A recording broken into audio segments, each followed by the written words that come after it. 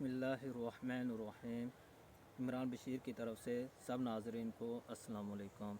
आज बात हम करेंगे गंदम पर कि गंदम की फ़सल के गिरने से कितने नुकसानात हैं और ऐसी कौन सी तदाबीर अख्तियार कर लें हम गंदम की फ़सल को गिरने से बचा सकते हैं। सबसे जो अहम चीज़ है फसल के गिरने में किरदारदार है वो जड़ी बूटियों को सही वक्त पर कंट्रोल ना करना।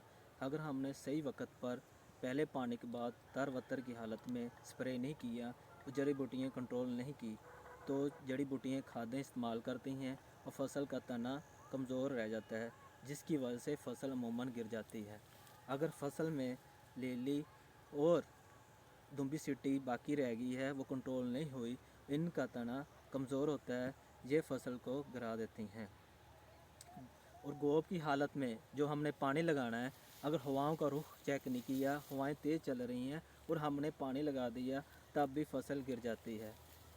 ऐसी कितने % तक नुकसान होता है फसल के गिरने से। अगर सिट्टा फसल के अंदर है, यानी कि फसल मुकम्मल तौर पर सिट्टा अभी अंदर है और फसल गिर गई है, तो तब तकरीबन 60% तक नुकसान हो जाता है। अगर सिट्टा बाहर निकल आया और अपना रंग चेंज कर लिया है तब भी 40% तक नुकसान हो जाता है। अगर फसल पकने के करीब है, यानी कि 15 दिन या 20 दिन के बाद कटाई शुरू हो जानी है और फसल गिर गई है, तब भी 5% तक नुकसान हो जाता है। तो ऐसी कौन सी तदाबीर अख्तियार की जाएँ कि फ़सल गिरने से महफूज रह जाए। सबसे अहम चीज़ है कि हमें हवाओं का रुख का पता हो, हवाएं ना चलती हों तब हम पानी लगाएं जब हमने गोब की हालत में लगाना है। और गोब की हालत में जो हमने पानी लगाना उसमें यूरिया कम और पोटाश ज़्यादा इस्तेमाल करें। अगर SOP इस्तेमाल करनी है तब 10 किलो कम अज़ कम यूरिया साथ इस्तेमाल करें।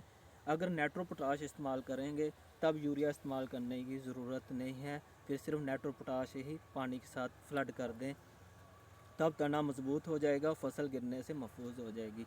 और जो पानी लगाना गोब की हालत में, ज़मीन को खुश्क होने से पहले पहले हम पानी लगा दें।